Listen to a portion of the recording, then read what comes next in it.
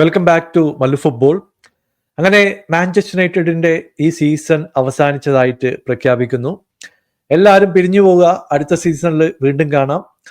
ഇന്ന് നടന്ന മത്സരത്തിൽ ഫുള്ളാമിനെതിരെ പെനാൽറ്റി ഷൂട്ടൗട്ടിൽ പരാജയപ്പെട്ടുകൊണ്ട് യുണൈറ്റഡ് പുറത്തേക്ക് പോയി. കപ്പടിക്കാനുള്ള ഏക പ്രതീക്ഷ കൊണ്ടുപോയി തോലച്ചു എന്ന് പറഞ്ഞാൽ മതി. അപ്പോൾ കോണ്ടന്റ് ഇഷ്ടപ്പെടുകയാണെങ്കിൽ നിങ്ങൾ സബ്സ്ക്രൈബ് ചെയ്യാനും ഷെയർ ചെയ്യാനൊന്നും മറക്കരുത്. 120 മിനിറ്റ് കളിച്ചിട്ട് 2 ഗോൾ അടിക്കാൻ പറ്റുന്നില്ല എന്ന് ഞാൻ പറഞ്ഞു കഴിഞ്ഞിട്ടുണ്ടെങ്കിൽ ഈ സ്കോഡിന്റെ ഒരു അവസ്ഥ നിങ്ങൾക്ക് മനസ്സിലാവും.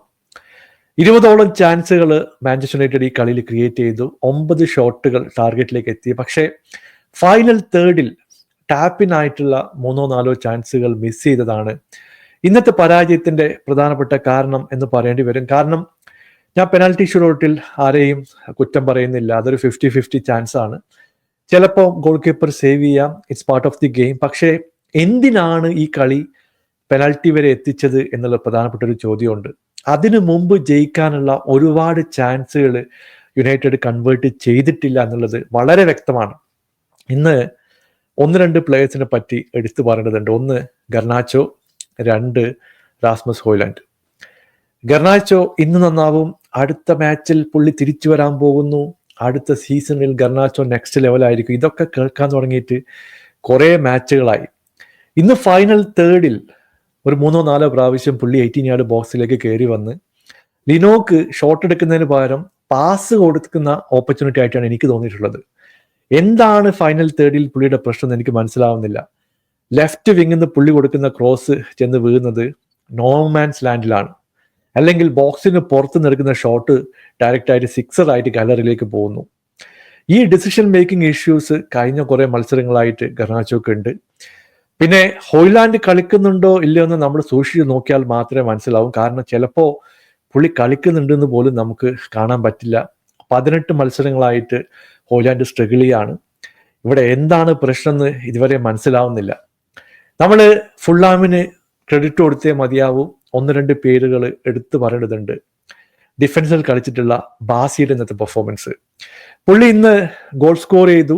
ഒരു ഹെഡറിലൂടെ ഫസ്റ്റ് ഹാഫിന്റെ അവസാന ഘട്ടത്തിലാണ് സ്കോർ ചെയ്യുന്നത്. 5-6 തവണ പുള്ളിയുടെ സ്പീഡ് കൊണ്ട് മാത്രം കൗണ്ടർ സ്റ്റോപ്പ് ചെയ്യുന്നതിലും ക്ലിയർ ചെയ്യുന്നതിലും ഒക്കെ ടീമിനെ ഹെൽപ്പ് ചെയ്യാൻ ബാസിക്ക് കഴിഞ്ഞിട്ടുണ്ട്. നല്ലൊരു പെർഫോമൻസ് ആയിരുന്നു. ലെഫ്റ്റ് വിങ്ങിൽ റോബിൻസൺ അടിപൊളിയായിട്ടുള്ള സപ്പോർട്ട് കൊടുത്തു. പുള്ളി 4-5 പ്രാവശ്യം കിടിലൻ ക്രോസസ് ഒക്കെ പോസ്റ്റിലേക്ക് ഇട്ടു. പക്ഷേ അത് കൺവേർട്ട് ചെയ്യാൻ ഫുള്ളാമിന് കഴിഞ്ഞിട്ടില്ല.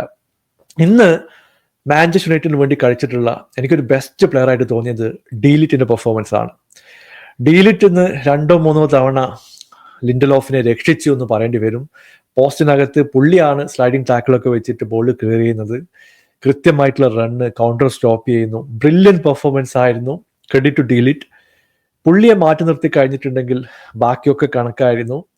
സെക്കൻഡ് ഹാഫിൽ ഉറപ്പായിട്ടും ബ്രൂണോ രക്ഷകനായി. പതിവ് പോലെ ബ്രൂണോ ഇല്ലാത്ത മത്സരത്തിൽ നമ്മൾ പറയാറുണ്ട് പുള്ളി ഉണ്ടായിരുന്നെങ്കിൽ ഒരു ഗോളെങ്കിലും സ്കോർ ചെയ്യായിരുന്നു. അത് തന്നെ സംഭവിച്ചു. ലെഫ്റ്റ് വിങ്ങിൽ നിന്ന് ഡാലോട്ട് കൊടുത്തിട്ടുള്ള ഒരു പാസ് അടിപൊളിയായിട്ട് കൺവേർട്ട് ചെയ്യാൻ ബ്രൂണോക്ക് കഴിഞ്ഞു. ഒരു നഡ്മ ചെയ്തുകൊണ്ടാണ് ഈ ഷോട്ട് ടാർഗറ്റിലേക്ക് എത്തിയത്. പക്ഷേ ബ്രൂണോന്റെ ചില സമയത്തെ ബിഹേവിയർ കണ്ടു കഴിഞ്ഞിട്ടുണ്ടെങ്കിൽ പുള്ളി ക്യാപ്റ്റൻ ആണോ ലീഡർ ആണോ ഒന്നും പറയാത്ത സിറ്റുവേഷൻ ആണ്. കാരണം പുള്ളിക്ക് ബോൾ കൊടുക്കാത്ത പുള്ളി ഒരുപാട് കംപ്ലൈന്റ് ചെയ്യും. പക്ഷേ തിരിച്ച് ബോൾ കൊടുക്കാൻ ചോദിച്ചു കഴിഞ്ഞാൽ പുള്ളി കൊടുക്കത്തില്ല, അല്ലെങ്കിൽ അനാവശ്യമായിട്ട് ക്രിബ് ചെയ്തുകൊണ്ടിരിക്കും. ഇതുപോലത്തെ കാര്യങ്ങളൊക്കെ ഞാൻ മുമ്പും പറഞ്ഞിട്ടുണ്ട്. അത് മാറ്റി നിർത്തി കഴിഞ്ഞിട്ടുണ്ടെങ്കിൽ ഒരു ഡീസന്റ് ആയിട്ടുള്ള പെർഫോമൻസ് ആണ് ബ്രൂണോയുടെ സൈഡിൽ നമ്മൾ കണ്ടത്. എന്നാൽ സെക്കൻഡ് ഹാഫിലേക്ക് വരുമ്പോൾ 1-2 clear cut opportunity United miss ചെയ്തു. ഇന്ന് 2 യങ്സ്റ്റേഴ്സിന്റെ പെർഫോമൻസ് എടുത്തു പറയുന്നുണ്ട്. ഹെവൻ ഡിഫൻസിൽ സോളിഡ് ആയിട്ടുള്ള ഒരു പെർഫോമൻസ് ആയിരുന്നു.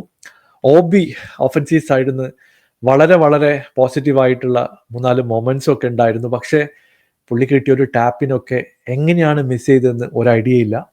ലിനോ ഒരു ഷോട്ട് സേവ് ചെയ്തു, ബാസി മറ്റൊരു ഷോട്ട് ക്ലിയർ ചെയ്തു. ഇങ്ങനെ 3-4 ചാൻസുകൾ ഓബിക്ക് ഇന്നത്തെ മത്സരത്തിൽ കിട്ടിയിട്ടുണ്ടായിരുന്നു. യങ്സ്റ്റർ ആണ്, നമുക്ക് കൂടുതൽ കംപ്ലൈന്റ് ഒന്നും ചെയ്യാൻ പറ്റില്ല. പക്ഷേ നല്ല രീതിയിൽ ഇംപ്രൂവ്മെന്റ് വരാൻ ചാൻസ് ഉള്ള ഒരു പ്ലെയർ ആയിട്ടാണ് എനിക്ക് തോന്നുന്നത്. ഇവിടെ നമ്മൾ ചോദിക്കണം, പുള്ളി ക്രിയേറ്റ് ചെയ്യുന്നത് എന്തുകൊണ്ട് ഹോയ്ലാൻഡിനോ സിക്സേക്കോ അതുപോലുള്ള ചാൻസുകൾ കിട്ടുന്നില്ല എന്നുള്ള ഒരു ചോദ്യമുണ്ട്. എന്തായാലും സെക്കൻഡ് ഹാഫിൽ 1-1 എന്ന രീതിയിൽ കളി മുമ്പോട്ട് പോയി. ഇഞ്ചുറി ടൈമിലേക്ക് കാര്യങ്ങൾ എത്തി. ഇഞ്ചുറി ടൈമിൽ 8 മിനിറ്റ് കിട്ടി, 1-2 ചാൻസുകൾ ആ സമയത്ത് ഉണ്ടായിരുന്നു. പക്ഷേ ഗൊർനാച്ചോ ആ സമയത്ത് മിസ് ചെയ്തു, മറ്റൊരു ഓപ്പർച്യൂണിറ്റി കൺവേർട്ട് ചെയ്യാൻ പറ്റിയില്ല. പിന്നീട് എക്സ്ട്രാ ടൈമിലേക്ക് കാര്യങ്ങൾ പോയി. എക്സ്ട്രാ ടൈം 2 ടീമും കണക്കായിരുന്നു. 1-2 ഹാഫ് ചാൻസുകൾ ഇരു ടീമുകളും ക്രിയേറ്റ് ചെയ്തു. പക്ഷേ കൺവേർട്ട് ചെയ്യാൻ പറ്റിയില്ല. കാര്യങ്ങൾ പെനാൽറ്റിയിലേക്ക് പോവുകയും ചെയ്തു. ഇവിടെ നമ്മൾ ലെനോയുടെ കമ്പോഷർ എടുത്തു പറയേണ്ടതുണ്ട്. ലിൻഡലോഫിനെ എന്തിനാണ് പെനാൽറ്റി ഷൂട്ടറിലേക്ക് കൊണ്ടുവന്നതെന്ന് എനിക്ക് മനസ്സിലായിട്ടില്ല. അതിനു പകരം മഗ്വേർക്ക് കൊടുത്തിട്ടുണ്ടെങ്കിൽ കുറച്ചുകൂടി ബെറ്റർ ആയിരുന്നു എന്നാണ് എൻ്റെ ഒരു പേഴ്സണൽ ഒപ്പീനിയൻ. എന്തായാലും ലിൻഡലോഫിന്റെ കയ്യിൽ നിന്ന് പെനാൽറ്റി മിസ് ചെയ്തു. അതിനുശേഷം വന്ന സിക്സയുടെ ഷോട്ടും ലിനോ സേവ് ചെയ്തു. അങ്ങനെ 4 ഷോട്ടുകൾ ടാർഗറ്റിലേക്ക് എത്തിച്ചുകൊണ്ട് ഫുള്ളാം ഈ മത്സരം വിജയിച്ച് അടുത്ത റൗണ്ടിലേക്ക് പോയി. അപ്പോൾ മാഞ്ചസ്റ്റർ യുണൈറ്റഡിനെ സംബന്ധിച്ചിടത്തോളം വളരെ വളരെ ഡിസപ്പോയിന്റിംഗ് ആയിട്ടുള്ള ഒരു എക്സിറ്റ് ആണ്. കാരണം ഒരേ ഒരു സിൽവർ വെയർ നേടാനുള്ള ഓപ്പർച്യൂണിറ്റി കയ്യിൽ നിന്ന് പോയി. അപ്പോൾ അടുത്ത സീസണിൽ കാണാം. ഈ പെർഫോമൻസ് ഒക്കെ ഇംപ്രൂവ് ആയിട്ട് വരും എന്ന് പ്രതീക്ഷിക്കുന്നു. നിങ്ങളുടെ അഭിപ്രായം താഴെ അറിയിക്കുക. Thank you so much for watching. Bye for now.